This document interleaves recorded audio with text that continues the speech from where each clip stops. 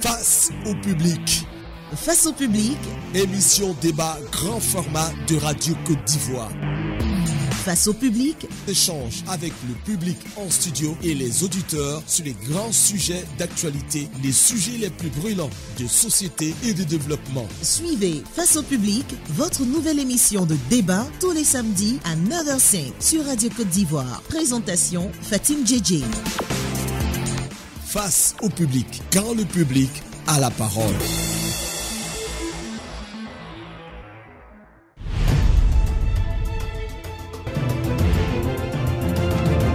Bonjour à tous et bienvenue dans Face au public, votre magazine de société sur Radio Côte d'Ivoire en direct et en public un samedi sur deux. Venez vous exprimer pendant près de 90 minutes sur le thème du jour, le personnel de maison, leurs droits et leurs devoirs par téléphone au 20 21 44 48 ou envoyez vos réactions et vos questions sur la page Facebook de Radio Côte d'Ivoire et RTI Info, sans oublier le public présent dans la salle Paul Améoué qui pourra intervenir dans la seconde partie de l'émission. Alors nous nous intéresserons donc d'abord aux droits puis aux devoirs du personnel de maison avec nos invités. Il s'agit de Monsieur T.E. Roland, sous-directeur chargé du contrôle de la législation. Bonjour et merci d'être présent. Bonjour.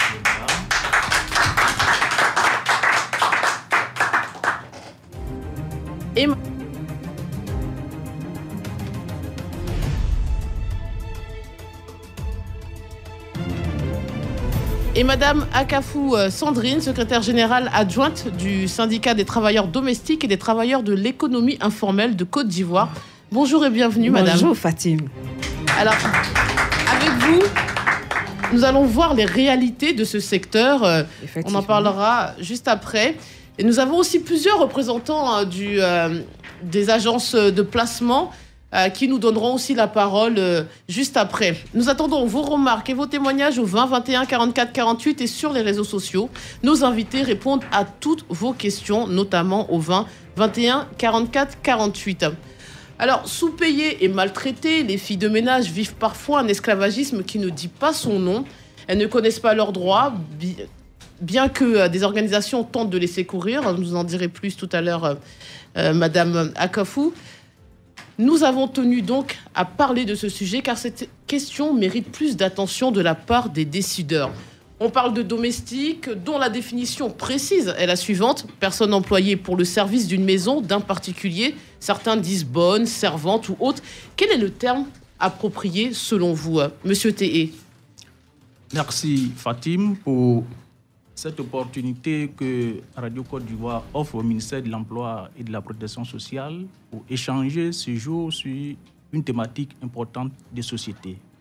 Je voudrais donc avant tout propos saluer la direction de la Radio Côte d'Ivoire au nom du ministre de l'Emploi et de la Protection sociale, M. Kwaku Abinan, au nom de Madame le directeur général du travail, Madame Koulibaly, et au nom de Madame la directrice de l'inspection du travail, Madame Kangabega, pour cette opportunité qui nous est offerte ce jour pour parler d'une thématique importante des sociétés, comme vous le disiez tantôt, à savoir le travail domestique en Côte d'Ivoire.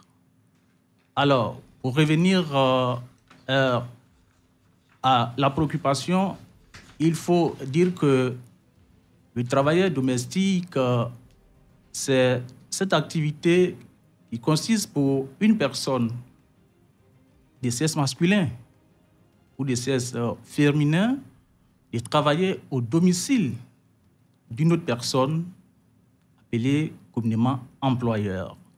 Alors, le terme consacré que nous devons utiliser le plus souvent, on parle de gouvernant ou bien de gouvernante. C'est vrai, le terme de servant ou de boy a une connotation un peu péjorative, négative. Il est donc intéressant de parler de gouvernant ou de gouvernante. Il s'agit donc de ce personnel qui est constitué soit de personnes qui se chargent de la cuisine, de la vaisselle, s'occupent des enfants, ou encore des gardiens, qu'on appelle les vigiles, ou encore des chauffeurs. Bref, de toutes ces personnes qui travaillent au domicile des particuliers et qui, en échange, bénéficient bien évidemment d'une rémunération. Merci, M. Théier. Alors, avec vous, je vais vous poser la même question finalement. Oui. Quel est le terme approprié? Comme il a dit, on emploie souvent des termes très péjoratifs en parlant des personnels de maison. Oui, en ce qui concerne le terme approprié, cela varie en fonction des pays et tout, mais en ce qui concerne l'OIT, on a opté pour les travailleurs domestiques. Mais dans certains pays, ce sont des gens de maison, des aides à domicile et autres. Voilà un peu les thèmes que nous pourrons employer en ce qui concerne nos travailleurs dans les domiciles. Alors, un projet de loi fixant des conditions du travail domestique et portant organisation des agences de placement a été proposé par la députée Adjaratou Fadiga Traoré. Pouvez-vous nous en dire plus sur cette proposition de la députée de la commune de Koumassi qui a été adoptée par la Commission des affaires sociales et culturelles de l'Assemblée nationale et qui avait visiblement des avancées majeures et puis plus rien? Effectivement, comme je le disais tantôt, la problématique du travail domestique est une préoccupation majeure en Côte d'Ivoire, compte tenu du fait que ces travailleurs sont exposés à un certain nombre de risques dans les ménages, compte tenu du fait que certaines violations sont observées dans les différents ménages. Il était apparu important de pouvoir organiser ce secteur-là qui, jusque-là, il faut le dire, fonctionne avec les standards. Les standards, quand je veux parler des standards, ils fonctionnent avec notamment le Code du travail, les différents codes du travail qui ont été élaborés par la Côte d'Ivoire. Et bien évidemment, ces codes sont des codes qui traitent en quelque sorte de toute l'activité économique, sinon de tout le secteur privé. Étant entendu que c'est un secteur spécifique, il était apparu important, pour tenir compte de cette spécificité, de pouvoir légiférer dans ce secteur pour se conformer aux termes de la Convention de l'OIT, à savoir la Convention 189, qui traite du travail domestique, qui pose un certain nombre de principes relativement aux horaires de travail, relativement à la santé et sécurité des travailleurs domestiques. Mais vous voulez dire quoi, que la Côte d'Ivoire n'était pas en règle avec ces recommandations de l'OIT? Eh bien, la Côte d'Ivoire n'a pas encore ratifié cette convention de l'OIT, la convention 189. Alors, il faut le dire, l'OIT a 187 membres. Cette convention a été, je vais dire, adoptée en 2011, en juin 2011 notamment. Et à ce jour, ce ne sont que 29 pays sur les 187 qui ont ratifié cette convention. Dans la zone d'Afrique, il n'y a que 4 pays seulement qui l'ont ratifié. Et la Côte d'Ivoire n'en fait pas partie? La Côte d'Ivoire ne fait pas partie. Alors, revenons sur cette loi Adjaratou Fadiga Traoré, madame. Quand vous avez eu connaissance de cette proposition de loi, ça a été un soulagement, une satisfaction? Effectivement. Merci pour l'occasion que vous nous offrez en tant que syndicat naissant depuis 2013. C'était pour nous un soulagement de savoir que nous avons au moins quelqu'un qui pourrait parler pour ces sans-voix. Parce que moi, en tant que secrétaire général, c'est vrai, j'ai été travailleuse domestique d'abord avant de pouvoir mettre ce syndicat sur pied, qui est dirigé aujourd'hui par Mme Doué. C'était vraiment une belle expérience pour nous de savoir qu'un député a pensé aux travailleurs domestiques. Mais nous sommes toujours dans l'attente. Nous sommes toujours, comme on le disait, ça a été adopté en commission. Oui, mais et nous attendons. Ça n'a pas été voté en plénière. Et personne ne sait pour quelle raison pas du tout. Cette loi n'a pas été adoptée. Alors, quelles étaient les avancées majeures? Quels étaient, pour vous, les petits points positifs de cette loi? Il y avait déjà peut-être la revalorisation salariale. Voilà, la revalorisation salariale, les conditions de vie et de travail de ces travailleurs-là. Toutes ces choses qui étaient prises. Mais c'est une proposition. Et donc, comme monsieur le dit tout à l'heure, il faut tenir compte aussi du contenu de la Convention 189. Parce que chaque pays ratifie, mais il y a les réalités auxquelles nous sommes confrontés. Et nous devons pouvoir adapter cela au contenu de la Convention.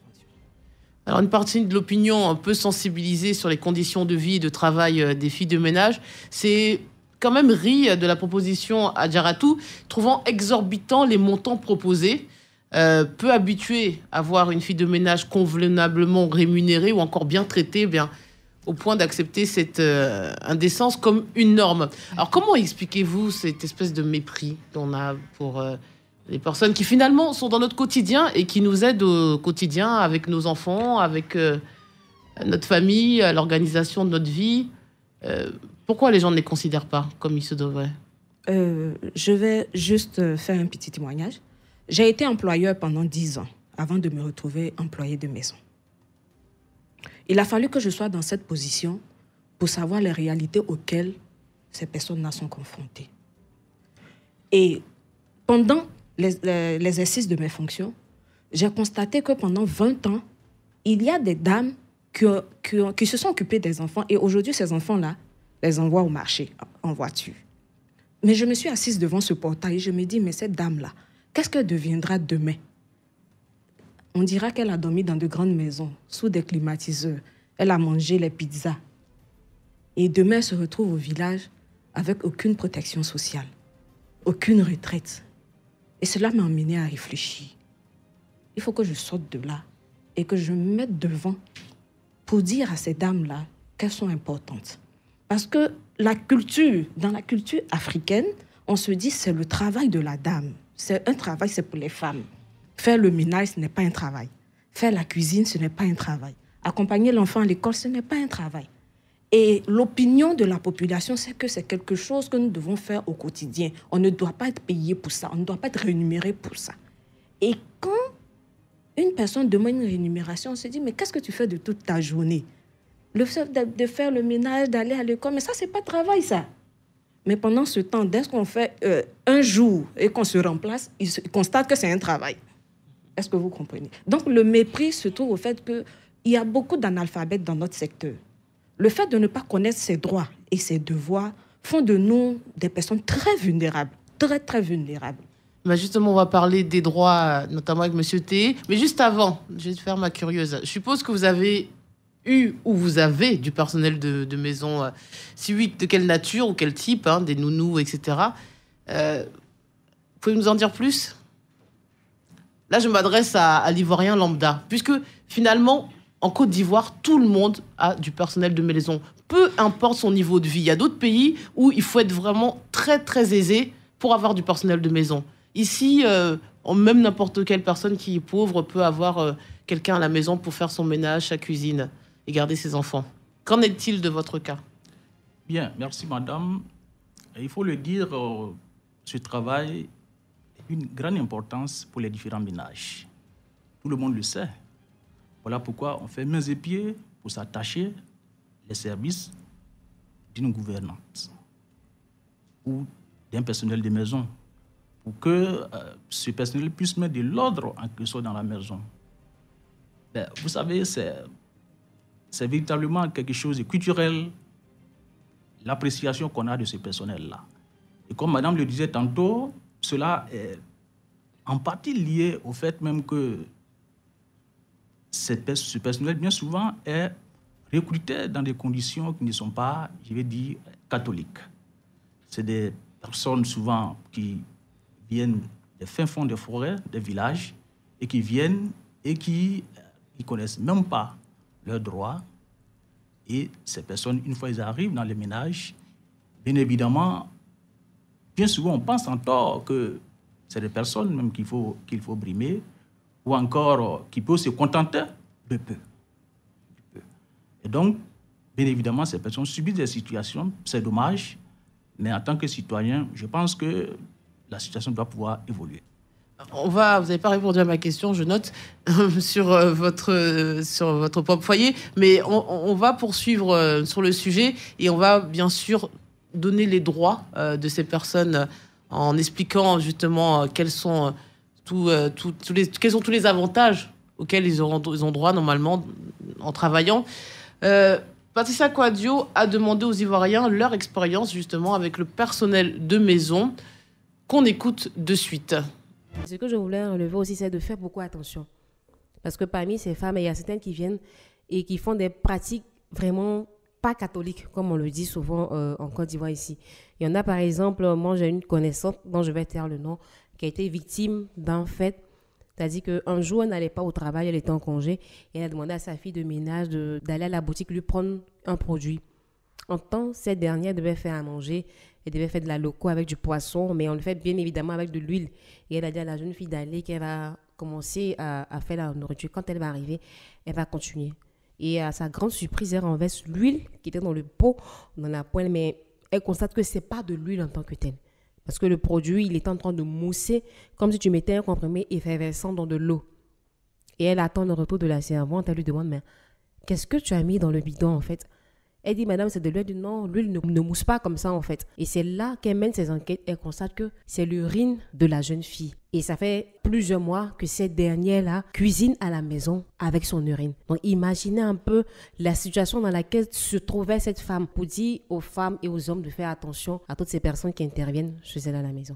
D'entame, je voudrais donc définir la servante de maison comme étant la femme ou la fille qui est employée aux travaux de ménage. Donc, une servante doit avoir des qualités, notamment, elle doit être soumise, elle doit être obéissante, humble, fidèle, coquette, et j'ajouterais même, s'il le faut, elle doit savoir lire et écrire. Cela est très important. La servante de maison supplée la maîtresse de maison qui est appelée à aller au travail. Donc, la garde des enfants sera laissée à cette servante. Il y a d'autres tâches qu'elle va donc exécuter. La servante peut être appelée à préparer, puisque madame n'étant pas sur place. C'est vrai que si aujourd'hui tout n'a pas été suivi, mais il faut-il rappeler que la servante est payée à 60 000 francs CFA. Ça, c'est le SMIC. Malheureusement, tout le monde n'est pas riche pour pouvoir débourser cette somme. C'est pour cela que nous avons des servantes qui sont payées à 20 000 francs, à 15 000 francs, 30 000 et j'en passe. Ces servantes se tapent tout le boulot. Elle a la garde des enfants.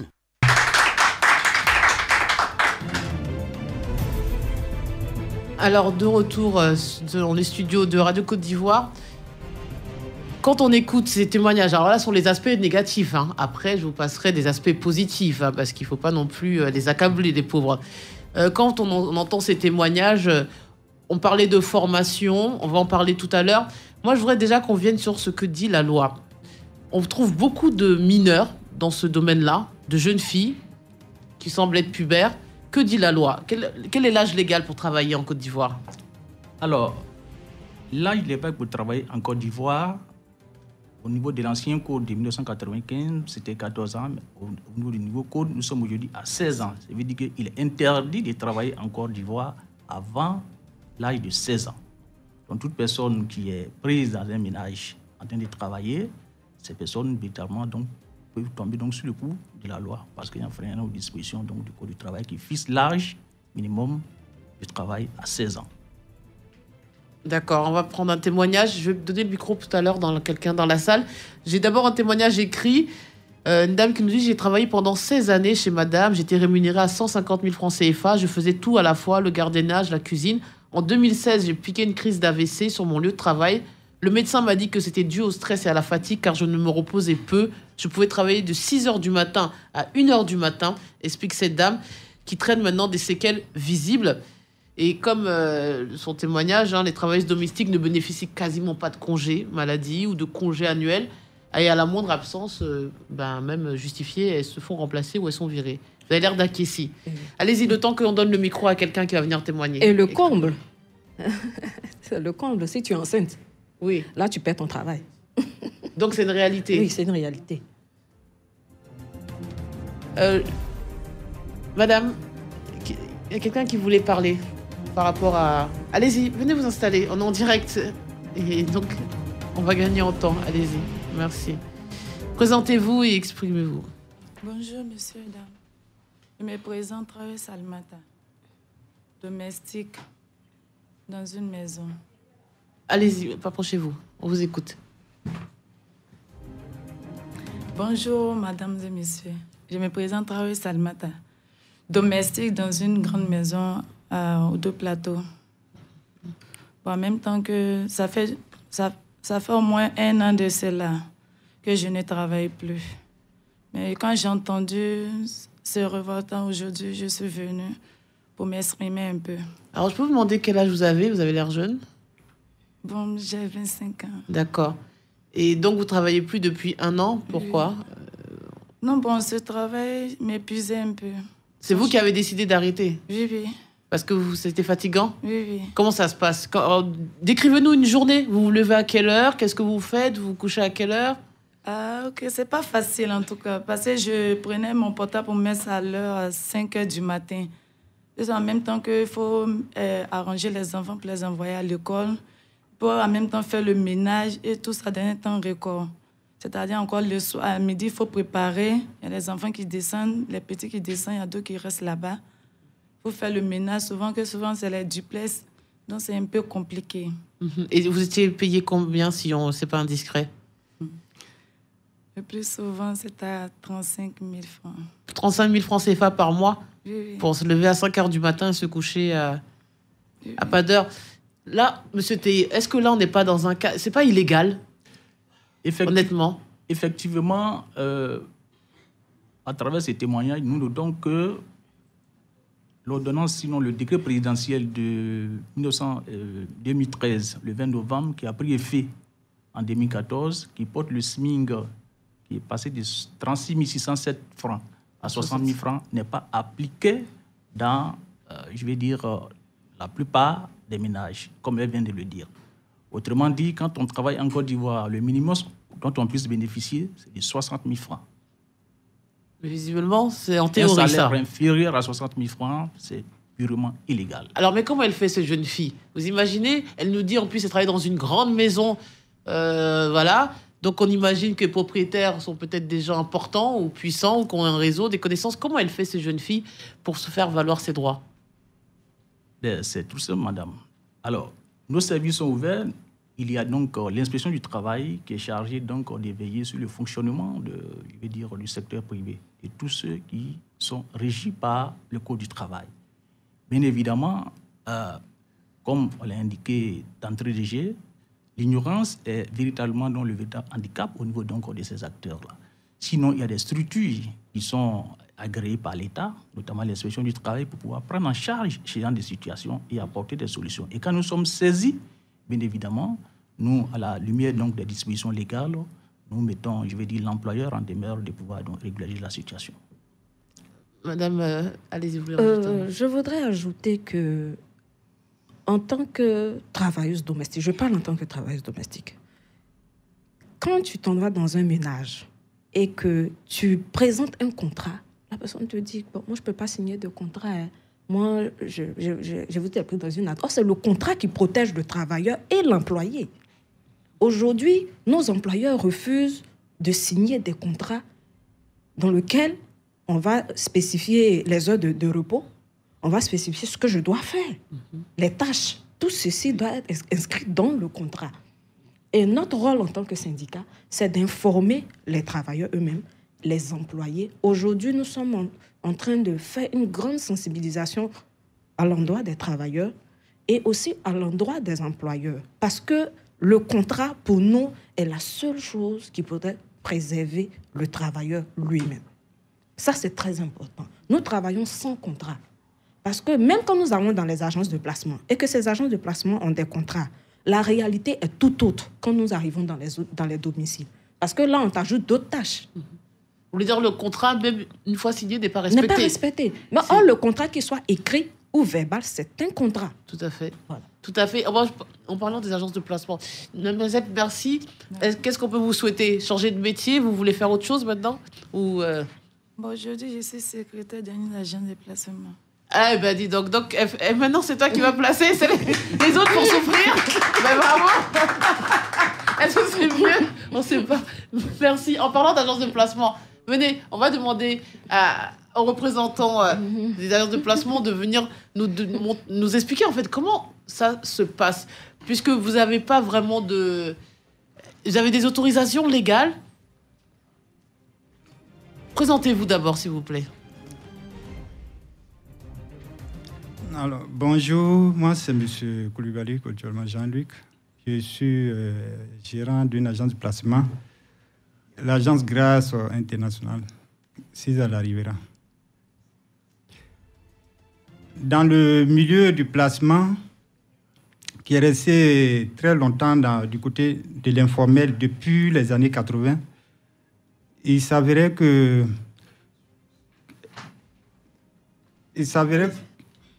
Allez-y, on vous écoute. Il s'avérait que quand les dames viennent vers les agences ou bien un agent de placement pour prendre une servante, elle vient, elle choisit parmi les filles celle qui peut la convenir. Elle s'assoit, elle discute avec la fille en présence du jeune de l'agence.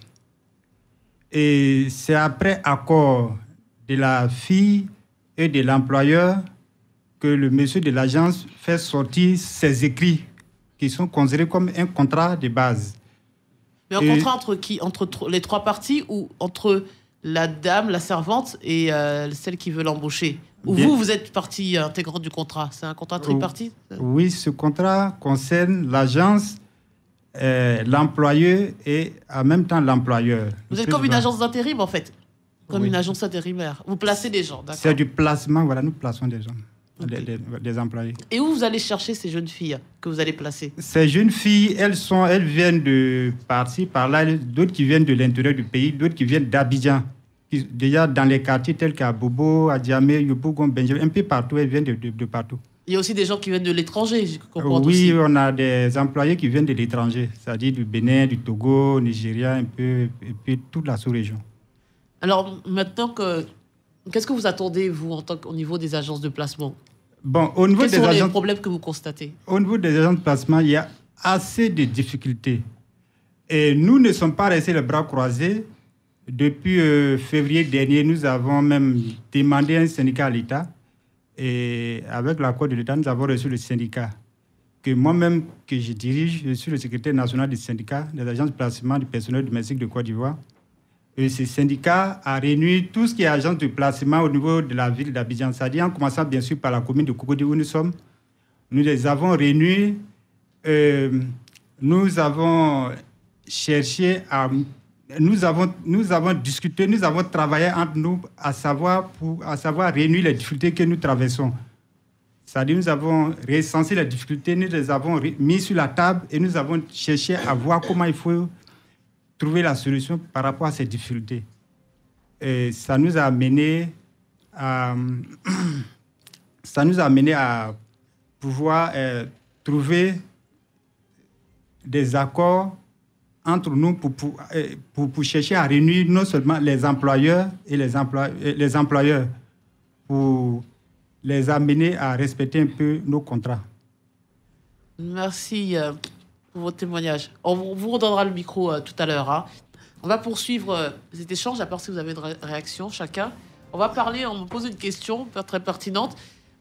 Vous parliez du minimum garanti, minimum salarial, le SMIC. Mais à savoir que si la servante est hébergée, nourrie, soignée, doit-on s'aligner sur le SMIC, nous demande quelqu'un. Effectivement, il y a ce qu'on appelle les avantages en nature qui sont prévus par les dispositions. Bien évidemment, le SMIC est le minimum qu'on puisse payer à un salarié. Quand vous payez un tarif qui soit inférieur au SMIC, vous êtes dans l'illégalité totale. Et je vais même plus loin, parce qu'il peut arriver que la fille des ménages ne soit pas domiciliée dans le ménage et qu'elle ait à effectuer un déplacement tous les jours pour arriver sur le lieu du travail, comme dans bon nombre de cas. Au-delà du SMIC, il y a donc l'indemnité de transport mensuelle à payer à ce salarié qui, en Abidjan, est de 25 000 francs, à Bouaké est de 20 000 francs. Mais là, on est dans la théorie. Vous savez bien que la réalité, elle est loin d'être aussi idyllique que vous la dépeignez. Combien d'entre elles gagnent vraiment le SMIC? Combien d'entre elles sont déclarées? Ok, bien. Il s'agit là, littéralement, d'un véritable problème. Vous savez, nous, notre rôle, c'est de sensibiliser, c'est de faire connaître les dispositions légales en la matière. Nous ne sommes pas des gendarmes ou encore des policiers. Vous ne pouvez pas sanctionner. Non, la sanction fait partie de nos prérogatives. On peut sanctionner. Mais vous savez, madame, il y a que la véritable difficulté réside au niveau donc du principe de l'inviolabilité du domicile. Vous savez, l'inspecteur du travail, au regard des dispositions, je vais dire, de l'OIT, a de larges pouvoirs pour pouvoir aller partout où s'exécute un contrat de travail, afin donc de faire respecter les principes et droits fondamentaux au travail. Il s'agit donc d'un certain nombre de principes qui sont reconnus sur le plan mondial et qui doivent être respectés sur le lieu de travail. Mais il s'agit là d'un domicile privé. Et lorsque, bien évidemment, l'inspecteur il est habilité à aller de jour comme de nuit dans les entreprises, comme je l'ai dit tantôt, mais là, il s'agit d'un domicile privé. Vous ne pouvez pas pénétrer dans un domicile privé sans tomber sous le coup des dispositions qui interdisent la violation du domicile privé. Donc, bien souvent, nous agissons, mais au lieu d'être proactifs, comme dans certaines entreprises, nous sommes plutôt réactifs. Quand nous sommes saisis donc, par vous arrivez a posteriori, voilà. Après le drame. Voilà. Parce qu'on va parler des drames, on a eu malheureusement à ce sujet. Mais je voulais que notre représentante du syndicat nous donne encore quelques informations. Oui, merci. En ce qui concerne le fait que la travailleuse soit logée et autres, pour la proposition de loi qui avait été faite, comme je le disais, c'est vrai que la convention existe, mais chaque pays a ses réalités. Et nous devons pouvoir adapter la convention aux réalités de nos pays. Il a été proposé que, je peux lire ? Bien sûr. Que le travailleur domestique a droit à un salaire dans des conditions définies ci-dessous. Le salaire est versé en numéraire. Toutefois, il peut comprendre en plus du numéraire la part en nature pour le logement et la nourriture. S'il est logé et ou nourri par l'employeur, le travailleur reçoit en numéraire la différence entre ses montants et la valeur du logement et ou de la nourriture. On parle de SMIC. Il se trouve que, en ce qui concerne les réalités auxquelles nous sommes confrontés, nous avons fait des propositions de sorte que si le travailleur est dans le domicile, ce qui serait payé en numéraire, ce qui est pris comme logement, nourriture, ne dépasse pas la moitié du salaire de l'employé. Voilà. Donc, il y a cette possibilité, oui, comme vous le dites. On va parler de la formation, qui pose problème aussi. Là, on parlait des droits, oui, mais il y a aussi, on attend de nos employés de maison aussi une certaine qualité, oui, dans la prestation. Et ce n'est pas toujours le cas, vous l'avez dit, certains sont analphabètes, d'autres on choisit ces métiers juste pour des raisons financières. Ce n'est pas des vocations, ils ne sont pas spécialement passionnés par ce qu'ils font, on peut les comprendre. Mais Monsieur Théi, il semble évident que la formation d'une main-d'œuvre qualifiée pour dispenser des services de qualité peut non seulement contribuer à la formalisation et à la professionnalisation du secteur d'activité, mais aussi contribuer à la création d'emplois. Pourquoi on ne fait rien ? Que se passe-t-il au niveau de la formation de ces employés de maison ? Ils sont tous autodidactes ? Bien, la formation, je veux dire, c'est une initiative personnelle. Quand je parle d'initiative personnelle, il s'agit donc de la personne qui est dans le besoin d'aller se former au niveau donc des structures agréées pour avoir la formation et avoir la qualification et être employable, sinon augmenter son employabilité sur le marché du travail. Nous, au niveau de l'administration, la formation, ce n'est pas l'administration qui fait la formation. C'est des structures privées qui sont là. Il y a des écoles, je vais dire, hôtelières qui sont là et qui donnent la formation à ces filles-là. Certaines y vont. Ce n'est pas tout le monde qui a les moyens pour pouvoir s'offrir une formation. Puis tout cela, finalement, coûte cher. En ce qui concerne la formation, aujourd'hui, de plus en plus, les employeurs deviennent exigeants et demandent un peu plus, c'est-à-dire en ce qui concerne le niveau et la qualification. Avant, ça ne gênerait pas un employeur de prendre quelqu'un qui vient directement du village. Aujourd'hui, on exige que l'employé sache lire et écrire. Ça, c'est la première des choses d'abord, qu'elle sache lire et écrire. 2, nous, en tant qu'employés de maison, nous devons comprendre que quand nous allons dans un domicile et que nous voulons un bon salaire, nous voulons pouvoir être bien payés, il nous faut être bien formés à la base. Ça, c'est très, très, très important. Parce que l'employeur ne peut pas revenir du travail et maintenant vous apprendre à préparer du riz. Mais où se former ? Il y a des écoles, aujourd'hui, il y a comme monsieur le disait, il y a des ONG privées qui font la formation. C'est vrai que c'est coûteux pour ces filles-là. Et il y a aussi une fondation qui fait la formation. Et cette formation-là, ce sont de 16 ans à 25 ans. Ils font la formation pour les nounous. Mais ce ne sont pas des formations diplômantes. Non, 4 mois. Juste pour leur donner une base. Voilà. Alors, j'appelle mon téléphone 20 21 44 48. N'hésitez pas à nous contacter, poser vos questions. Nous avons un témoignage. Bonjour, madame. Présentez-vous. Bonjour, monsieur.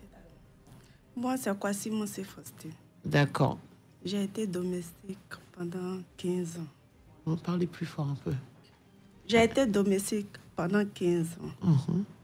Je ne savais pas lire, je ne savais pas écrire. J'ai travaillé dans les maisons, les différentes maisons. Le prix, c'était 20 000 à 25 000. Par mois? Par mois, oui. Souvent, même quand tu demandes à descendre, c'est-à-dire que tu veux avoir le jour de repos au moins 2 fois dans le mois, c'est impossible. C'est impossible. Donc, alors, pendant 15 ans, le même domicile ou vous êtes parti de maison en maison? Si, je suis partie de maison en maison. Et vous faisiez quoi? Le ménage? Vous occupez des enfants? Je m'occupe des enfants. Souvent, je fais tout. Et ça vous a... Est-ce que, après 15 ans de travail à domicile, vous avez pu mettre de l'argent de côté? Non, puisque j'avais des enfants. D'accord. Donc, quand je travaillais, je m'occupais de mes enfants avec cet argent-là.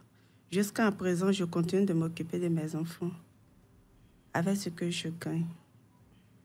Et vous continuez à travailler actuellement encore? Non. Vous avez arrêté? Oui. Parce que vous étiez fatiguée de ce travail? Oui, ce travail est très fatigant. Donc, ma grand-sœur m'a demandé de venir vivre avec elle et elle m'a mis à l'école. J'ai fait le cours du soir, du CP1 jusqu'à je suis en 5e, pour pouvoir faire une formation de aide-soignante. Bravo, madame. Bravo. Félicitations. On va prendre en ligne Zou Gervais de Yopougon. Et après, on va redonner la parole aux personnes dans la salle. Bonjour, monsieur. On vous écoute. Bon, je voulais saluer monsieur T. Roland et madame Akafou. Bon, je vous ai attentivement écouté. Hein. Et moi, j'ai 2 préoccupations. D'abord, la première préoccupation s'adresse à madame Akafou. Oui. Sachant qu'en Côte d'Ivoire, nous savons tous que la majorité des servantes dans nos maisons perçoivent un salaire en dessous du SMIC. Oui. Maintenant, je veux savoir, quelles sont les actions que votre syndicat a déjà menées ou mène pour que les droits de ces personnes soient respectés? Est-ce que vous faites de la sensibilisation? Maintenant, la seconde préoccupation s'adresse à M. T. Roland. La jeune dame en studio tout à l'heure a dit qu'elle était payée à travaillant dans une très grande maison, elle était payée à 35 000 francs, même pas le SMIC. Et certaines même ne sont même pas déclarées à la CNPS. Je veux savoir si vous avez un regard sur les agences de placement et est-ce que vous sensibilisez suffisamment les populations. Merci à vous et très bonne émission. Merci beaucoup. Elle va vous répondre. Allez-y. Merci, monsieur. En tant que syndicat naissant depuis 2013, notre combat aujourd'hui, c'est la sensibilisation. Comme je le disais tout à l'heure, en Côte d'Ivoire et en Afrique en général, nous avons un regard particulier sur le travail domestique, parce que nous ne le considérons pas comme un travail. Et c'est un travail de longue haleine. Dans l'immédiat, les choses ne changeront pas comme si on claquait le doigt. Il faut faire un véritable travail à la base d'abord. Mais les employés elles-mêmes ne considèrent pas leur travail comme un travail. Pour elles, dès que tu commences à la sensibiliser, elle se dit, mais si je dis ça à ma patronne, que j'ai droit à un congé, je dois me reposer. Mais là, on va me renvoyer, je vais perdre mon travail. Donc, moi, mon objectif, ce n'est pas de perdre mon travail. Donc, vous qui venez me sensibiliser là, ça ne m'arrange pas. Donc, elles acceptent d'être surexploitées. Elles acceptent d'être surexploitées. Donc, il y a un travail à faire à 2 niveaux, en ce qui concerne les employés et les employeurs aussi. Donc, il faut changer de mentalité pour vous. Le changement de mentalité, ce n'est pas dans l'immédiat. C'est ce que je voudrais lui dire. Nous faisons les sensibilisations. Nous faisons les sensibilisations au niveau des employeurs, des employés, et nous avons des cadres d'échange avec le ministère de l'Emploi, la CNPS qui nous soutient beaucoup dans nos campagnes de sensibilisation des séminaires et autres. Mais je veux dire que cela concerne tout le monde, parce que dans chaque domicile, il y a au moins un travailleur domestique. C'est à nous de prendre la problématique du travail domestique à bras le corps. Ensemble, je pense que nous allons réussir. Alors, comme il disait à juste titre l'auditeur, est-ce que vous avez mené des actions concrètement au niveau de la justice? Est-ce que vous avez aidé des cas, des servantes qui ont porté plainte contre leurs employeurs? Il y a eu des cas, des travailleurs domestiques qui ont porté plainte, mais des cas de viol. Hein. Oui, on voulait qu'on en parle, Madia. Voilà, des cas de viol, mais pour finir, ces parents-là sont revenus vers le syndicat pour leur demander de laisser tomber. Parce que le monsieur avait sa femme qui était enceinte de 9 mois. Et si vous imaginez si on le met en prison. Et là, il a donné 100 000 francs et la famille est venue. C'est la famille même qui a demandé qu'on laisse tomber l'affaire. Donc pour 100 000 francs CFA? Pour 100 000 francs CFA, on a laissé tomber l'affaire. Parce que si quelqu'un qui se plaint dit qu'il va retirer sa plainte, ce n'est pas à nous de poursuivre. Je comprends. On va parler des viols et de la maltraitance. On va d'abord prendre Arsène Xavier de Divo. Bonjour, nous vous écoutons. Allô? Oui, bonjour. Oui, je suis Arsène Xavier, je suis à Divo. Enchanté. Oui, ma préoccupation est la suivante. Les servantes de maison, lorsqu'elles sont embauchées, la loi exige actuellement qu'on leur paye au moins 60 000 francs sans qualification professionnelle. Alors, il se fait que on a des servantes qui ne savent pas lire, qui n'ont jamais fait le métier, à qui on apprend à faire tout, même à balayer une maison, qui mangent, qui dorment, qui sont soignés, on paye les ordonnances. Oui, on paye les ordonnances et sont nourris, blanchis. Faut-il leur payer les 60 000 francs? Alors qu'il y a des universitaires qui sortent dans les collèges privés qui n'ont pas 60 000 francs par mois. Voilà ma préoccupation. C'est compris, merci. On va prendre aussi Kwaku Eugène d'Abobo. On vous écoute.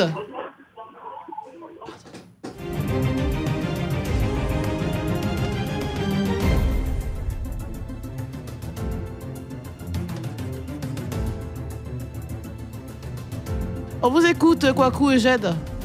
Oui, bonjour madame. Bonjour madame Fatih et bonjour. Vos invités. Bon, c'est pour participer à l'émission qui est en train de se dérouler là.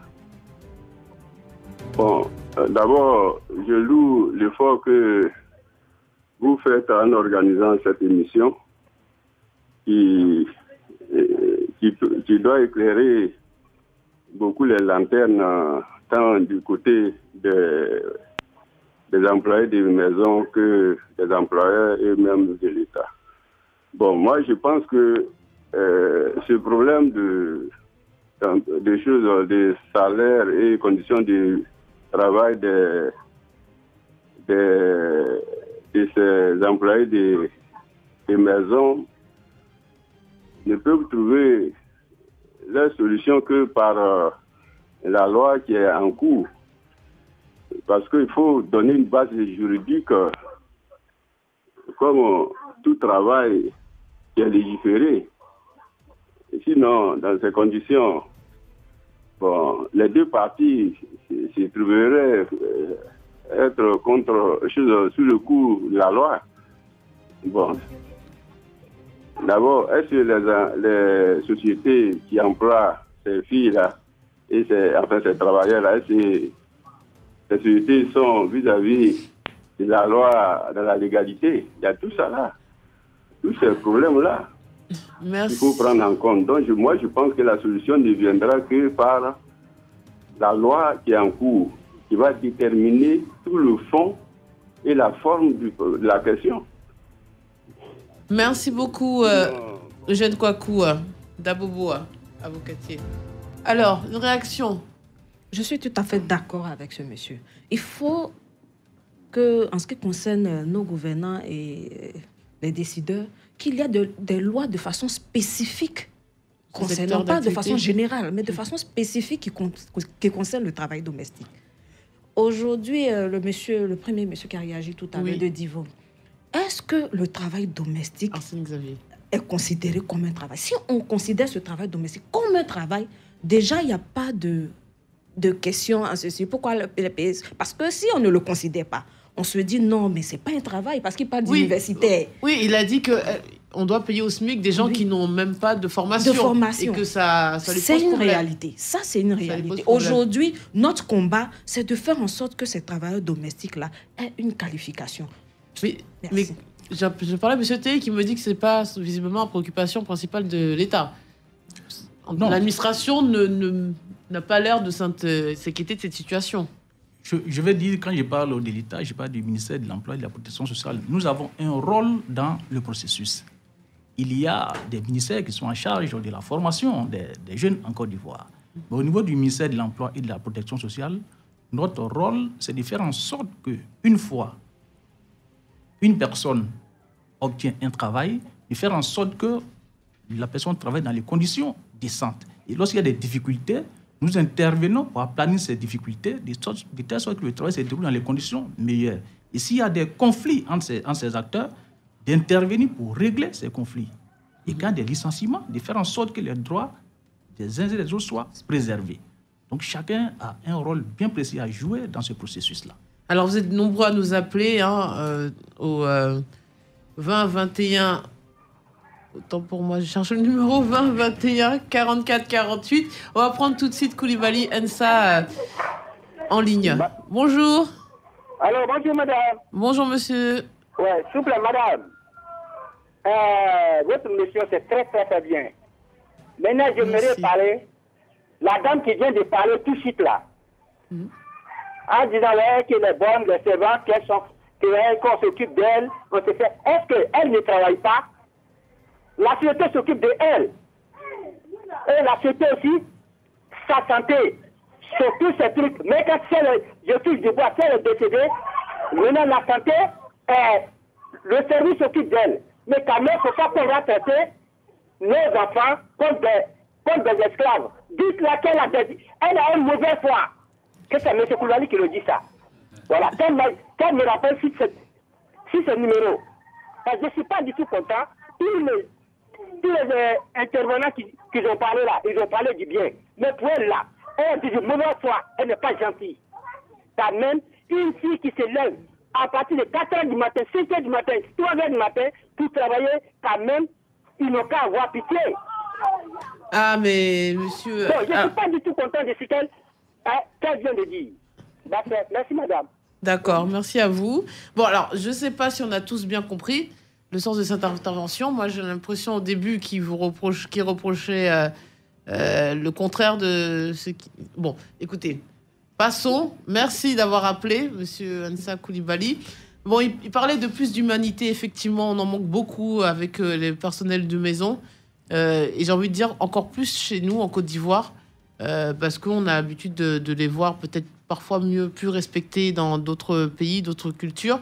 On va parler encore des maisons de placement avec vous. Présentez-vous, monsieur Jean-Pierre. Oui, merci madame. Je m'appelle Aricia Jean-Pierre. Je représente l'agence Israël. Nous sommes aussi à Angré, à côté du commissariat 22e arrondissement. C'est vrai que nous sommes dans l'informel, mais si nous avons choisi cette situation, c'est montrer à nos partenaires d'affaires que sont les employeurs comme les employés que nous sommes sérieux. Alors, ça fait 7 ans que nous avons démarré nos activités. Le pays sortait de la crise. Nous-mêmes, on se cherchait. Il fallait se retrouver. Donc, nous avons réfléchi, mon grand frère et moi, de faire quelque chose parce qu'on sentait un besoin d'engrais. Les gens ont commencé par retrouver un peu leur train de vie. Et il y avait un manque cruel de servantes et de serviteurs. Alors nous avons mis en place cette structure et je peux vous dire que depuis 2011, ça n'a pas tellement changé. J'ai écouté la sœur parlant un peu des conditions un peu difficiles de ces servantes, de ces employés de maison. Et monsieur du ministère de l'Emploi aussi qui a énuméré un certain nombre de points concernant les droits et devoirs de ces employés. Alors, à notre niveau, ce que nous avons constaté, c'est que ces filles qui viennent vers nous viennent souvent des milieux défavorisés. Quand on prenait Abidjan, il y a des zones qui sont pourvoyeuses de boulot et d'autres qui cherchent du boulot. La plupart des filles qui viennent chez nous viennent souvent de Abobo, Yopougon, Port-Boué, Koumassi. Les quartiers populaires ou précaires, selon... Et la plupart, ce n'est pas des filles qui ont une instruction. Il faut dire qu'elles sont dans des conditions difficiles. Elles ne viennent pas avec une qualification, mais avec ce qu'elles ont appris à la maison, ce que nous appelons chez nous la valorisation des acquis de l'expérience. Alors, quand un employeur vient vers nous et cherche une employée, évidemment, nous avons le temps, on prend le temps de chercher à connaître un peu la fille, sur la base d'une enquête que nous menons à notre niveau, et on les met en contact. Généralement, les prix, depuis 2011 jusqu'à présent, j'ai été surpris quand vous avez dit qu'il y a une femme qui vous a envoyé un message qui dit qu'elle était payée à 150 000 francs. J'ai dit, attends, on est habitant ou quoi? J'étais surpris parce que alors, nous, jusqu'à présent... j'ai mal lu et c'était 15 000 francs. Ouais. Mais non, c'est 150 000 francs. C'est extraordinaire. Nous, jusqu'à présent, c'est difficile de trouver un travail pour une servante dont le salaire dépasse 30 000 francs. Et souvent, elle a une fille à tout faire. C'est-à-dire, elle s'occupe du ménage, de la cuisine, du nounou. Nous essayons d'expliquer aux employeurs que c'est des situations un peu difficiles. On ne peut pas donner tout ce travail à une seule personne. On essaie de diviser, de sectariser, de demander en fait que si la famille est grande, qu'on essaie de trouver, d'avoir 2 ou 3 servantes. Ce qui est difficile parce que aussi, ils ont des problèmes de comptabilité. Je m'excuse, je vous coupe pas, je vous donne la parole. C'est parce qu'on a en ligne quelqu'un, M. Bektou Josias. C'est comme les auditeurs prennent la peine de prendre leurs unités pour nous appeler. C'est vrai que je veux leur donner la parole en priorité, hein, mais je vous reprends la parole juste après. On vous écoute. Bonjour. Bonjour, madame. Bonjour et bienvenue. Comment ça va? Bonne fête de Nouvel An d'avance. Non, je m'appelle Bektou Josias. J'habite depuis Gros-Biakoko au Tivo. Je remercie le plateau. Ce métier, je l'ai exercé depuis 1979, mais ce n'est pas facile. Avec nos enfants aujourd'hui, j'ai ma fille qui m'a appelé. Après son stage de BTS, elle n'a rien à faire. Elle ne peut pas s'asseoir comme ça. Aujourd'hui, je viens de l'appeler. Je dis, écoute la radio. Ce que tu fais, elle dit non, pas. Le 3, je vais repartir. Parce que je ne dors pas jusqu'à 1h du matin. Et je vais reprendre le travail à 5h ou à 6h. Donc, vous les agences, suivez nos filles. Elles ne sont pas des esclaves. Sinon, ça fait mal. Une fille intellectuelle, comme elle n'a rien à faire pour ne pas s'asseoir comme ça, et elle, si je vais aider, avoir un truc de temps, aider les parents, alors elle devient esclave. Ceci, elle vient de m'appeler qu'elle va démissionner à partir du 3.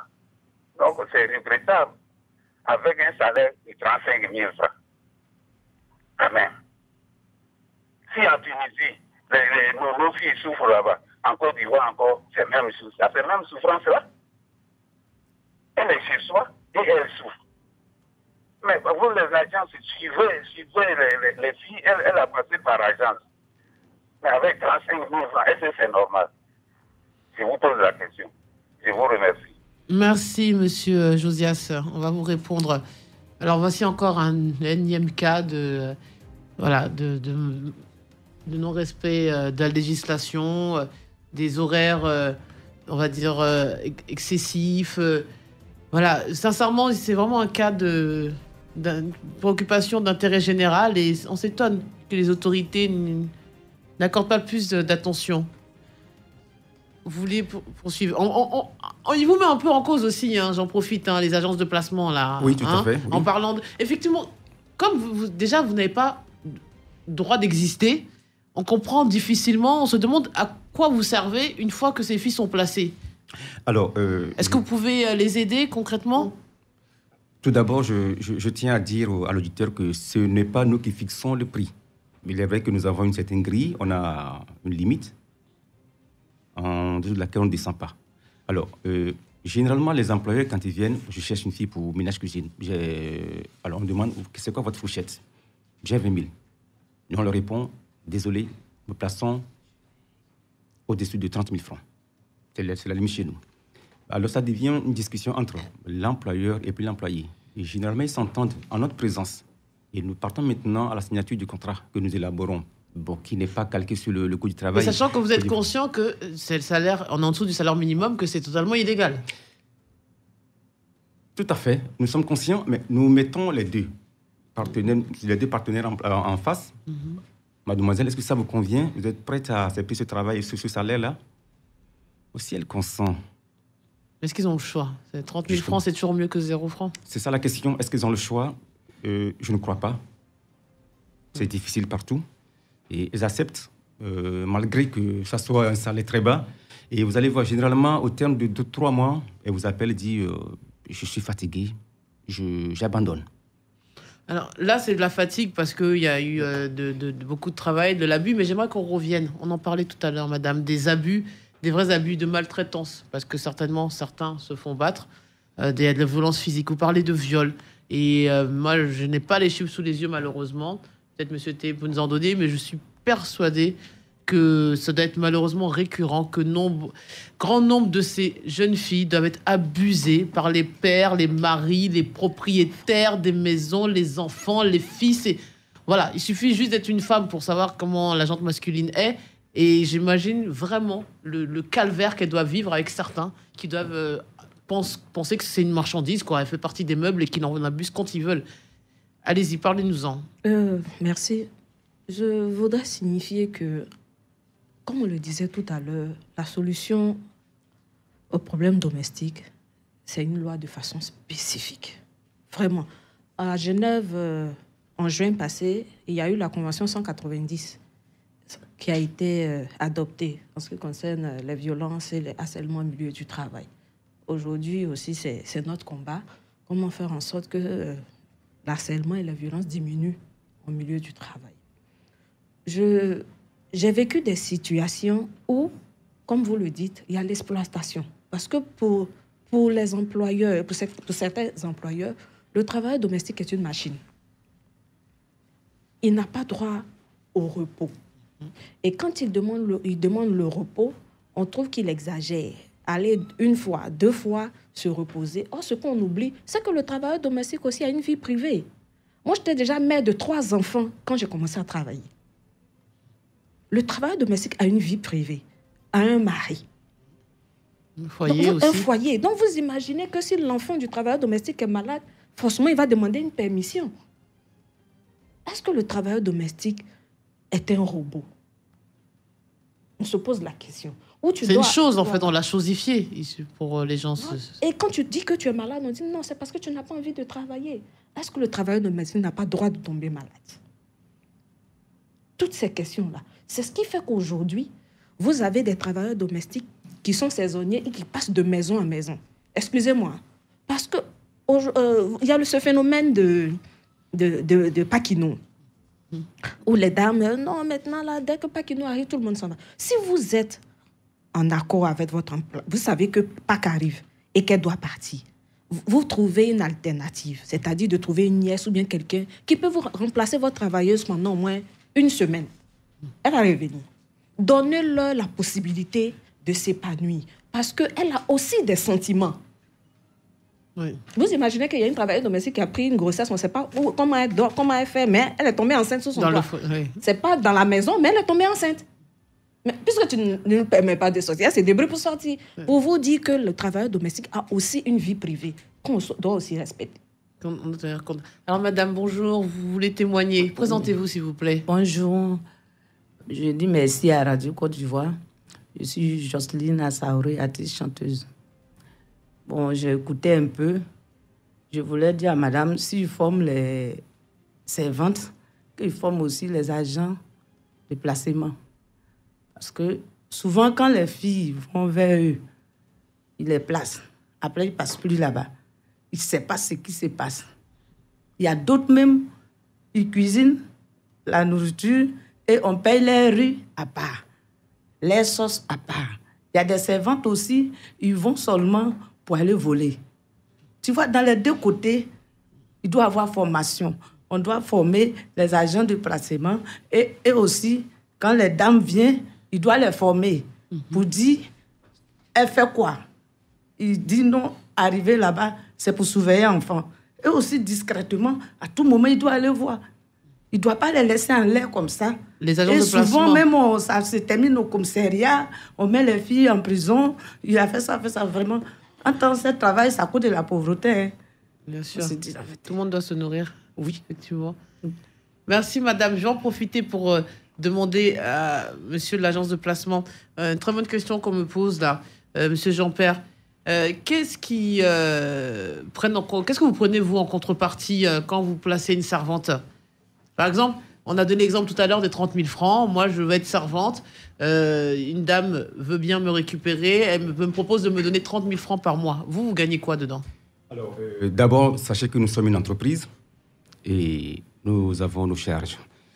Et généralement, lorsque les filles viennent chez nous, nous ne réclamons pas dans l'immédiat un pourcentage sur leur prochain salaire. Nous prenons tout en compte, nous montons un dossier que nous fournissons à l'employeur. Vous pouvez jeter un coup d'œil sur notre façon de travailler. Alors, il faut que nous montions un dossier de l'employé, disons une fiche d'identification. Vous verrez bien comment ça se présente. La photo de la fille, disons CV, carrément, disons un CV, voilà, et que nous fournissons à l'employeur. Dans les médias, la fille nous donne 1000 francs pour élaborer ce document. Et à la fin du mois, sur son premier salaire, nous percevons un petit pourcentage, le tiers de son premier salaire. Le tiers, c'est le premier mois. Ce qui est pas mal, c'est beaucoup quand même. Le premier salaire, c'est un petit pourcentage. Business, et c'est pas fini. Et aussi, du côté de l'employeur, il est censé nous verser un frais de prestation qui s'élève aussi à 10 000 francs CFA. Mais par mois à chaque fois? Non, pas du tout. Non, c'est D'accord. Une seule fois. Donc vous avez signé le contrat. Tout à fait. Et après, vous percevez plus rien. Ni de l'employé, ni de l'employeur. Pas du tout. On ne perçoit donc en fait, vous avez tout à gagner à placer quelqu'un rapidement. Vous prenez vos sous et ce qui se passe après, c'est plus trop votre problème. A priori, c'est ce qu'on peut croire. C'est pas vrai. Parce qu'à notre niveau, à Israël, nous faisons un travail très sérieux. Je m'explique. Lorsqu'on envoie une fille dans une maison, chaque semaine, nous appelons l'employé pour nous assurer que... Chaque semaine? Bien sûr, nous le faisons. Nous le faisons. Je pense que ceux qui nous ont essayé par le passé peuvent vous témoigner. Nous appelons chaque semaine la fille pour nous assurer que si tout va bien. On appelle également l'employeur pour voir si est-ce que la collaboration... Est-ce qu'il y a une période d'essai?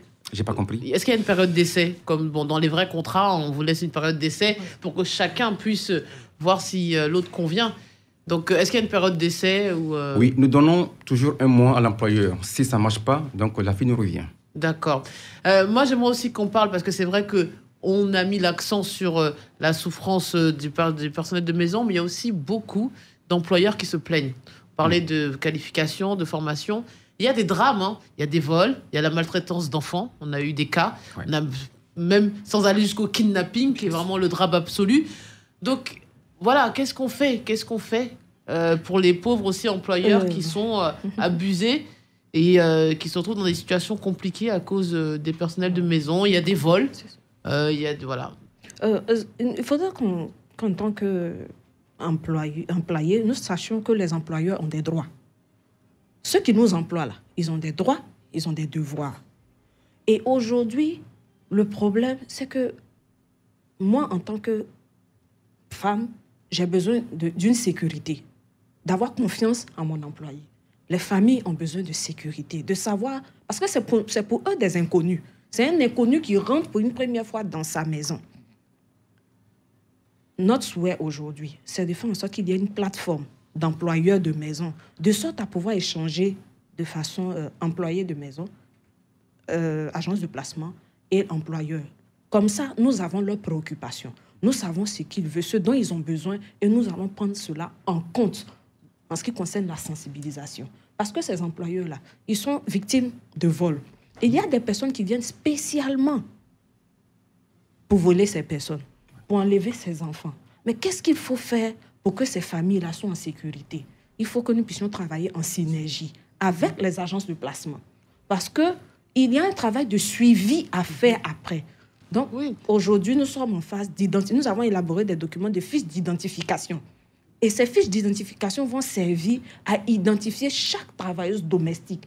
Ça veut dire, vous allez faire, avec cette fiche, très concrètement, on le fait dans d'autres métiers, hein, sont des recommandations. On peut savoir quelqu'un qui a exercé précédemment ailleurs, on peut rappeler les corps des personnes. C'est pour ça que nous les encourageons et encourageons les syndicats, les agents de placement que nous formons actuellement à pouvoir amener ces travailleuses domestiques à se syndiquer. Plus elles sont syndiquées, elles sont formées, elles savent leurs droits et leurs devoirs. Et une travailleuse domestique syndiquée dans un syndicat, dans une association, c'est qu'elle n'a pas le droit d'abandonner son lieu de travail n'importe comment. Tu ne peux pas te lever le matin au moment où la dame est en train d'aller au travail et tu lui dis, tanti, je m'en vais. Attends, c'est un abandon de poste. Si aujourd'hui le travail domestique est considéré comme un travail comme tout autre, tu ne peux pas donne un temps. Si tu veux arrêter de travailler, tu donnes un temps à ta patronne de chercher quelqu'un d'autre pour te remplacer.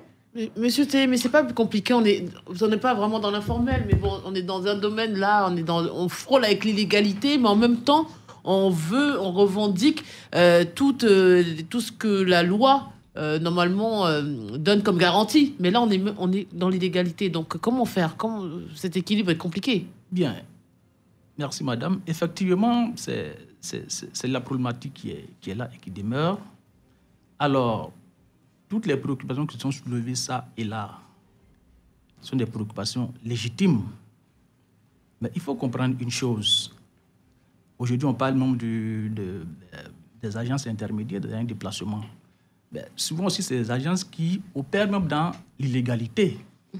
Parce qu'il faut avoir aussi, il faut être agréé avant d'exercer l'activité de placement. Donc, lorsqu'on n'a pas l'agrément, lorsque de façon, je vais dire, irrégulière, on fonctionne, bien évidemment, on ne peut pas être regardant sur un certain nombre de choses. Sinon, c'est un travail qui est réglementé. Et il faille donc que les acteurs se rapprochent de nos services pour avoir les informations nécessaires avant d'exercer même, cette activité de placement. Alors, je ne veux pas créer de problème à notre invité, mais vous n'êtes pas agréé, je suppose. Oui, je l'admets. On n'est pas agréé par l'État de Côte d'Ivoire. Nous travaillons dans l'informel. Et c'est vrai, c'est une situation qui nous pénalise en ce sens qu'il y a des employeurs qui ne nous font pas entièrement confiance. Et on en a payé des frais par intermittence. Mais s'il y a un incident grave, c'est de la responsabilité de qui? Puisque là, finalement, c'est ça aussi l'aspect contractuel. C'est à savoir, quand il y a un événement généralement dramatique, on se demande à qui la faute, qui est le responsable, qui va payer. Donc là, vous n'êtes pas aigré, vous placez des filles qui n'ont pas de contrat. Quand il arrive un drame sur le travail, il peut parfois arriver des accidents de travail. Qu'est-ce qui se passe dans ce cas-là? Puisque là, personne n'est responsable, il n'y a pas de contrat, on ne sait pas à qui on s'adresse. La personne qui agit en marge de la loi s'expose, je vais dire, aux conséquences. Mais si, dans ce cas-là, si l'employé de maison a un accident de travail, elle n'a pas de contrat, son employeur n'a pas fait de contrat, l'agence de placement n'a pas de contrat, qui va payer les frais, les soins de cette dame? Évidemment, la responsabilité première incombe à l'employeur. D'accord. Il a l'obligation de déclarer ce personnel à la CNPS pour bénéficier de la sécurité sociale. S'il ne le fait pas, il est en infraction, donc il va pouvoir assumer toutes les conséquences de droit. Donc c'est lui qui va assumer. On va prendre Madame Diabagateh d'Angré. Bonjour Madame. Bonjour Madame. Nous vous écoutons. En fait, j'appelle pour me plaindre aussi, parce qu'on parle des employés de maison qui sont des filles bien, mais n'oublions pas que dans ce lot-là, il y a d'autres qui ne sont pas du tout bien. Elles viennent travailler, elles maltraitent les enfants des gens. On a connu une qui est venue travailler chez nous. Elle vole carrément le riz. Elle attache, elle met dans ses affaires. Les vanillas des gens, les caleçons, elle vole. On ne sait pas c'est pourquoi. Elle maltraite les enfants. Une fois, on l'a surpris avec l'enfant. Ils sont au balcon et elle est en train de le frapper, qu'elle ne joue pas avec les enfants. S'il joue avec elle, elle va le frapper. Et puis, elle met sa tête dans, je ne sais pas, vous voyez les trous dans le balcon, là. Elle met sa tête dedans, elle est en train de le limer. Ça, c'est pourquoi. Il y a d'autres même qui se permettent de coucher avec les maris des gens. Bon, tu es venu travailler ou bien tu es venu chercher le mari des gens. Donc, c'est vrai qu'on peut dire que non, il y a d'autres qui sont bien, mais n'oublions pas que, comme dans tout grain, il y a des mauvais grains. Tout à fait. Elles ne sont pas toutes bien. Tout à fait. Merci d'avoir établi aussi une part de vérité. D'accord. Merci beaucoup, Merci, Madame madame. Diabagaté. Merci de nous suivre. On poursuit avec Gorebi de Bondoukou. Nous vous écoutons, monsieur. Bonjour. Allô. Oui, bonjour. La grande Fatime, bonjour. Quel honneur, merci beaucoup. C'est monsieur Gonebi, j'appelle de Bondoukou. Enchanté. Allô. Nous vous écoutons, monsieur Gorebi. Oui. Vous avez lu quand même mon commentaire là? Oui. Parce que ce qui me fait très mal dans cette histoire des domestiques de maison, c'est que les petites filles que les gens emploient là, elles vont partir les enfants de son patron à l'école, et puis c'est elle qui s'occupe des enfants de son patron, et puis on lui donne des miettes. Et puis il y a un autre problème encore. Toutes ces entreprises, je ne sais pas, parallèles entre employés et puis employeurs là. Oui. Est-ce que c'est dans la légalité? Le SMIC aujourd'hui c'est 60 000. Mais combien on paye à ces domestiques? Alors moi je pense que ce que l'État doit faire, parce que l'État même investit dans l'inutilité, c'est-à-dire aujourd'hui, il faut qu'on forme le citoyen. L'État devait investir, j'essaie à restaurer l'individu actuellement on forme des gens, on leur donne des... Donc c'est un peu ma préoccupation. Merci beaucoup. Merci beaucoup. Nous allons répondre à vos questions. Alors, on a dit agence de placement. Je vois que monsieur n'était pas content. On vous écoute. Qu'est-ce que vous reprochez aux propos qu'on a tenus? Beaucoup vous reprochent justement les mots de ce secteur d'activité. Que leur dites-vous D'accord. Monsieur Koulibaly, je voulais dire que le milieu du placement, c'est un milieu qui est très vaste, très vaste, et qui regroupe beaucoup de difficultés, que du côté des employeurs et du côté des employeuses aussi. L'agence placement a des problèmes avec l'employeur. L'agence placement a des problèmes avec les employés. Et ces problèmes-là ne peuvent se régler tant que la ratification n'est pas mise en place. C'est ça le vrai problème. La Convention 189 qui va nous permettre de pouvoir trouver la solution à plusieurs de ces difficultés que nous traversons. Donc vous, c'est les pouvoirs publics, vous comptez sur l'État pour vous en fait? Bon, nous, comme je le disais tout à l'heure, nous n'avons pas baissé les bras. Nous ne baissons pas les bras étant donné que c'est notre activité. Notre activité, nous ne voulons pas que l'activité, notre nom soit sali, que l'activité soit détruite ou bien que nous-mêmes ayons des problèmes qui vont nous empêcher de pouvoir avancer. Donc, qu'est-ce que nous faisons?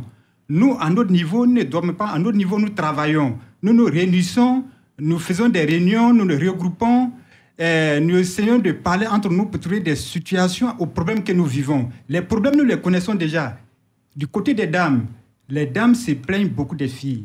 Les filles volent, les filles ne savent pas préparer, elles viennent chercher mon mari, et elles viennent frapper mon enfant. On les amène au commissariat. Et du côté des filles, elles trouvent que les dames les maltraitent. Les dames les maltraitent. Je dois à 1h du matin, on me réveille, on m'envoie à 1h du matin à la boulangerie. Je me réveille à 4h. Je dois préparer les enfants qui partent à l'école. Je dois en même temps faire ça. Et je n'ai même pas droit à un bout de temps pour me reposer la journée. Vous voyez? Et du côté des agences, qu'est-ce qui se passe? Des filles qui viennent nous voir, que nous devons les placer, des filles qu'on ne connaît souvent même pas. On veut les aider. Elles viennent, elles pleurent. On veut les aider. On veut leur donner du travail, un premier emploi. Et ces filles, en retour, tout ce qu'on leur donne comme des conseils ne les respectent pas, ne les mettent pas en pratique dans les lieux de travail. Parce que quand ces filles viennent vers l'agence du placement, qu'est-ce qui se passe? On leur donne des conseils.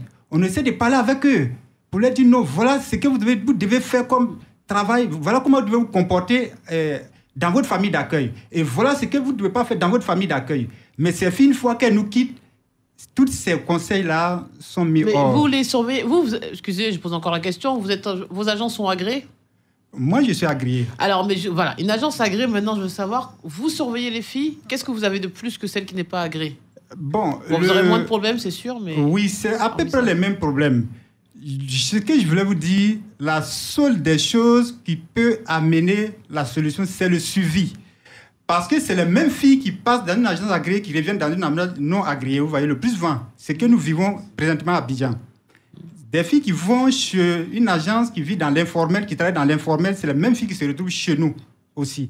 D'accord. Ouais. Et vous les surveillez une fois que vous les placez, vous allez voir l'employeur pour voir comment les filles sont traitées et pour voir si les filles sont bien pour la maison. Oui, ça, je l'ai même dit depuis l'année dernière, ceux qui nous ont suivis pendant la journée internationale des employés domestiques de maisons de Côte d'Ivoire. Moi, je l'ai dit et je l'ai répété, que nous faisons un travail de suivi. Le plus souvent, nous appelons pour voir qu'est-ce qui se passe sur les lieux de travail. Par rapport, nous appelons la dame, nous appelons l'employeur, et le plus souvent, on appelle aussi les filles pour savoir ce qui se passe. Seulement qu'il y a toujours ces petites difficultés, ces trucs que nous essayons de traiter au téléphone qui ne finissent jamais, entre les employeurs et les employés. Mais quelle est votre expertise? Vous n'êtes pas des psychologues, c'est de la médiation, là. Vous nous expliquez les problèmes de médiation au quotidien. Oui, mon patron a fait ci, mon employé a fait ça. Une autre question que j'ai posée à l'autre représentant, Jean-Pierre, des agences de placement. Vous gagnez quoi, vous, en plaçant ces filles? Vous, qui êtes agréé. Est-ce que déjà vous leur garantissez le SMIC minimum, puisque vous êtes agréé? Vous avez ce pouvoir? Oui, quand les dames viennent, on essaie de leur parler. Tout est une question de contrat. On essaie de leur parler du prix. Mais les dames, qu'est-ce qu'elles disent? C'est-à-dire, elles disent qu'en Côte d'Ivoire, il n'y a pas de législation qui a arrêté purement un montant fixe par rapport au SMIC pour les filles. Donc, elles ne se voient pas concernées par cela. Ce n'est pas officiel. D'accord. Voilà. Alors, on va parler encore du comportement de ces filles, puisque vous êtes nombreux à faire des remarques, à vous désoler des attitudes. On a parlé de vol, de maltraitance, certainement d'impolitesse. Comment faire pour changer la tendance? C'est encore la formation, l'éducation, même des fois. Et l'éducation. C'est la solution au problème des travailleurs domestiques. Il nous faut une qualification. Parce que plus la demande est forte, plus aujourd'hui on veut une autre figure de travailleur domestique. On ne voudrait plus des travailleurs domestiques non qualifiés. On ne voudrait plus des travailleurs domestiques qui attachent un morceau de pain et un t-shirt dans la maison, mais qui portent des blouses correctement. Ah, mais ça, c'est l'employeur qui décide peut-être la tenue. Oui. Mais moi, l'idéal serait que les travailleurs domestiques soient en tenue. Comme on voit des fois dans les pays étrangers. Voilà. L'idéal, on les voit en blouse, même si elle doit mettre le pantalon en bas, mais l'idéal, c'est que la travailleuse domestique doit être soit en blouse, soit dans une tenue décente. Parce que il y a cette dame qui nous a fait cette remarque, qu'elle vient chercher le mari. Il y a des travailleuses domestiques qui sont très fortes, qui sont très belles, décidément. Bon, il faudrait faire en sorte de minimiser les dégâts. Donc avec une tenue avec une tenue décente. Bon, je ne dis pas que ça va empêcher les voisins ou bien le monsieur ou bien le fils de... Non, mais je veux dire, dans un premier temps, il faudrait qu'on essaie de mettre des balises en ce qui concerne les tenues à la maison. Mais comment ça se passe? Est-ce qu'il y a beaucoup de plaintes qui aboutissent? Est-ce que les employeurs vont... Parce qu'au-delà du fait de virer la personne, est-ce qu'ils vont porter plainte à la justice selon la gravité des cas? Les employés ou bien les employeurs? Les employeurs. Les employeurs, le plus souvent, ils s'adressent souvent aux agences de placement ou bien carrément la gendarmerie, si c'est un cas de vol. Ils envoient carrément la jeune dame. Mais d'abord, ils s'adressent à l'agence de placement qui est garant, puisque c'est là, c'est le seul endroit où elle a pu prendre son employé. Et là, quand il n'y a pas de garantie, où elle disparaît carrément, c'est le monsieur qu'on met en prison, l'agence de placement. C'est lui qui répond. Alors, peut-être un mot encore pour les employeurs qui, décidément, se plaignent des personnels de maison. Manque de qualification, manque de sérieux, manque d'éducation. Il faut le dire, c'est leur responsabilité. Avant d'engager quelqu'un, il faut s'assurer que la personne a les qualifications requises pour exercer l'activité. Au niveau de la disposition légale, il y a la possibilité de soumettre le travailleur à un essai. La loi le prévoit. Au lieu d'aller, à une embauche systématique, de soumettre le travailleur à un essai pour vérifier si la personne est apte à exercer l'activité. Qualité professionnelle, qualité morale, vous avez le temps pendant la période de l'essai d'apprécier son comportement, sa façon de travailler. Et quand ça ne va pas en ce moment, le contrat qui est rompu à l'estade de l'essai n'impose aucune conséquence à l'employeur. Mais bien souvent, ce qui se passe, c'est que c'est l'absence même de contrat écrit qui mue la situation de travail à un contrat à durée déterminée qui est problématique. Parce que lorsque les gens viennent et qu'il n'y a pas de contrat écrit, le droit retient le contrat à durée indéterminée de façon systématique. Donc, c'est aux employeurs de pouvoir être regardants sur les personnes qu'ils recrutent. Certes, ils sont dans le besoin, mais il faut faire attention. Il ne faut pas recruter toutes les personnes et les mettre chez soi. Mais des fois, ce sont des parents, non, qu'on va chercher au village, les enfants des familles, de la famille lointaine. Et puis, des fois, on a même l'impression qu'ils rendent service en prenant à leur charge ces enfants, ces jeunes gens. Effectivement, nous avons des situations malencontreuses que nous gérons au quotidien, des personnes qui ont été recommandées. Mais vous savez, le droit du travail, je vais dire, le code du travail ne connaît pas les relations de parenté. Existe une infraction ou bien il n'y a pas d'infraction? Et quelles sont les conséquences? Qui a fauté? On situe les responsabilités et on arbitre le litige. Mais bien souvent, les gens sont souvent des personnes, je vais dire, fondent dans l'arme dans nos bureaux pour des personnes qui, je vais dire, ont été tirées des fins fonds de la forêt, qui viennent, qui ont été nourries, qui aujourd'hui trimballent l'employeur à l'inspection du travail. Mais on a vu même souvent je vais dire, des relations de fraternité, hein, c'est déporté devant nous. Ben, on est obligé de pouvoir dire ce que prévoit le droit. Oui. Et la difficulté, effectivement, c'est que je vais dire, le SMIC est là, il est de 60 000 francs. Et il est connu de tous depuis 2014, le 6 janvier notamment. Mais lorsque vous employez un personnel et que vous payez un tarif inférieur à ce SMIC, vous êtes en infraction. Lorsque nous sommes saisis, on fait ce qu'on appelle la régularisation. Et lorsqu'il y a un cas de rupture du contrat de travail, on vous oblige à payer le différentiel. C'est rétroactif. Oui, balisé sur 2 ans, puisqu'il y a une partie qui va se prescrire notamment. On vous oblige à payer la différence sur 2 ans. Donc, les gens pensent pouvoir trouver des raccourcis en ne respectant pas le droit. Mais quand nous sommes saisis et que le problème se pose, bien évidemment, le droit s'applique dans toute sa rigueur. Et lorsque la solution n'est pas trouvée, nous, l'inspection du travail, le tribunal prend le relais et les condamnations s'en suivent. Et elles sont légion, il suffit d'aller voir les décisions de justice pour s'en rendre compte. Mais elle le disait tout à l'heure par rapport au niveau des agences de placement, il faudrait parler d'un fichier, mais comment faire en fait pour se prémunir en tant que potentiel employeur de personnel de maison? Ben, vous avez dit de leurs méfaits. Comment le faire? Puisqu'on n'a que quelques agences de placement qui sont agréées, on n'a pas plus d'informations que ça. Comment faire? Parce que c'est facile de dire à vous de vérifier, mais où on prend toutes les informations concernant ces employés de maison? Est-ce que déjà vous pensez que c'est important de connaître le lieu d'habitation de la personne, de donner des astuces pour savoir comment en fait se préserver? En ce qui concerne ce domaine, nous préconisons plutôt que quand un employeur va vers une agence de placement, il serait intéressant que les 2 premiers jours, l'employeur prenne la peine. Moi, j'ai travaillé dans des maisons pendant 1 an, personne ne sait où j'habite. C'est dangereux. Parce que je peux même mourir sur le lieu de travail. Est-ce que vous voyez? Je peux même commettre des exactions et puis disparaître. Mais ça veut dire quand même, on ne vous demande pas un minimum votre pièce d'identité? Si, il y a des maisons où on nous demande, ils font la photocopie de la pièce qu'ils gardent. Souvent même, on te prend carrément ta pièce d'identité. Peut-être que le jour où tu dois sortir, te déplacer. Mais ils font la photocopie de la pièce d'identité. Donc on peut employer des étrangers finalement, sans savoir où vous vivez, sans savoir qui vous êtes. Et il y a des maisons où ils ne savent même pas, ils n'ont même pas le numéro, le contact de quelqu'un qui peuvent joindre en cas de maladie ou bien d'accident de travail. Ce qui est dangereux. Il serait important qu'un employeur, les 2 premiers jours, sache où son employé habite, avec qui elle vit, ses parents, elle vient de quelle région. C'est important. Même dans le contrat, on peut signifier tout cela. À qui s'adresser en cas en cas d'urgence. On sait que ça déjà, ça peut limiter les dégâts. Pas parce que ça va limiter les dégâts totalement, mais au moins, on a déjà certaines informations, on est en contact. Vous voyez souvent les agents, demandez-leur. Elles donnent des contacts, mais ces contacts-là, ils vont te dire, non, c'est quelqu'un que je connais, on était de passage. C'est pas intéressant. Il faudrait pouvoir s'adresser à des personnes fiables.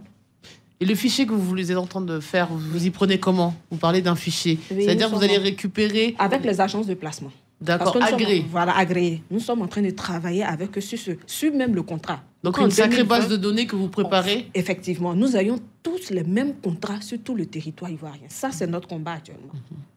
Comment faire en sorte qu'on ait un contrat unique pour les agences agréées. Et comment faire avec nos ministères de tutelle pour faire en sorte que les agences boutiques n'existent plus.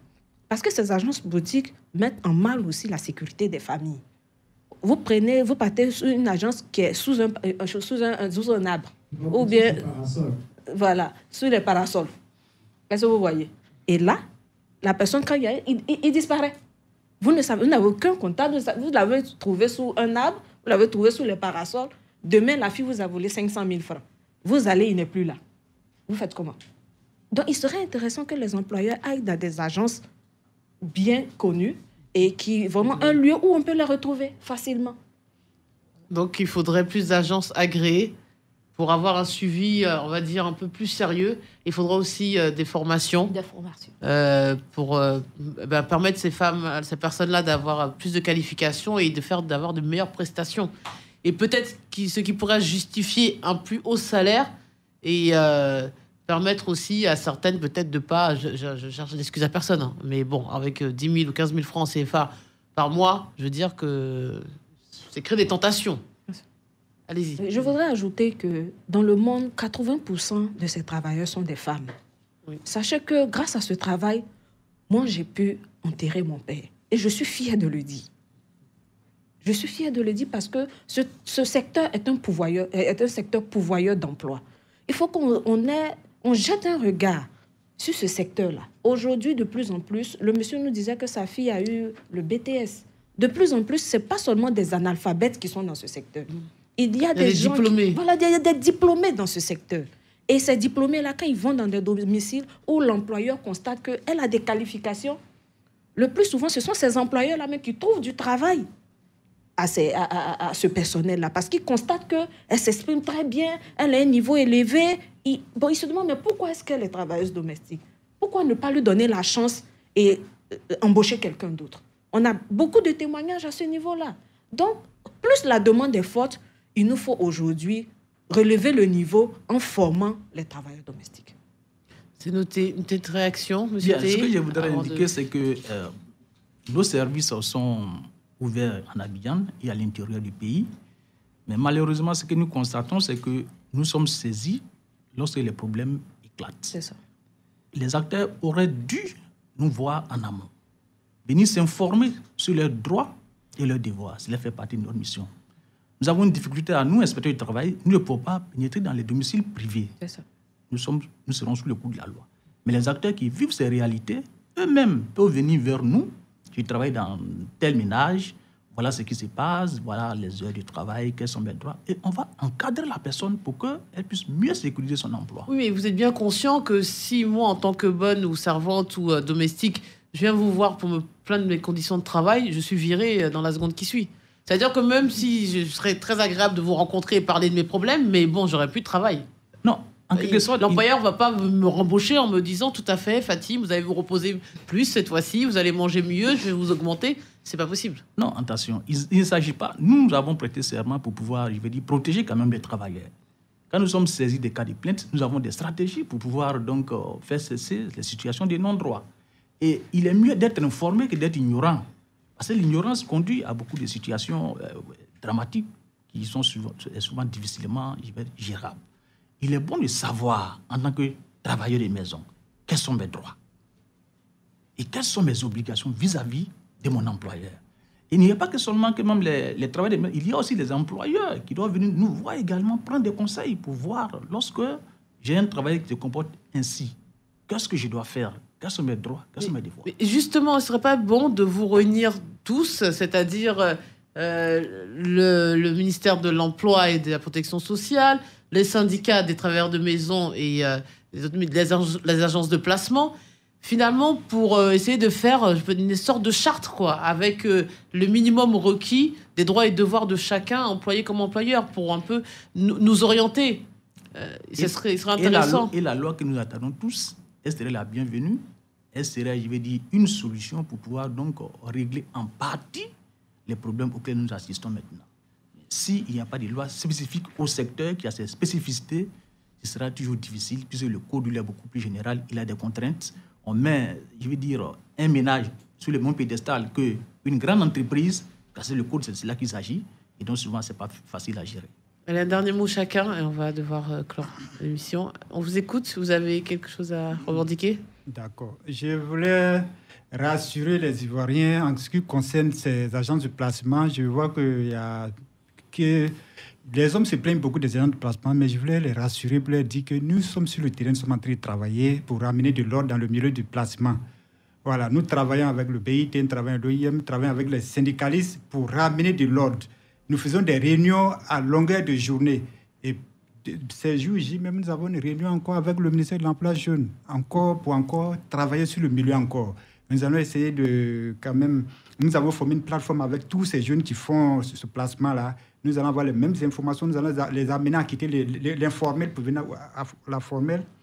Et ensemble, on va trouver un contrat de travail, comme l'a dit Mme Akafou. Et ensemble, les problèmes vont diminuer, on va travailler. Et puis, vous nous ferez ce super fichier qui va nous permettre d'avoir de super employés.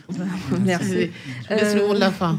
Le mot de fait, il faudrait que les travailleurs domestiques... J'interpelle mes collègues.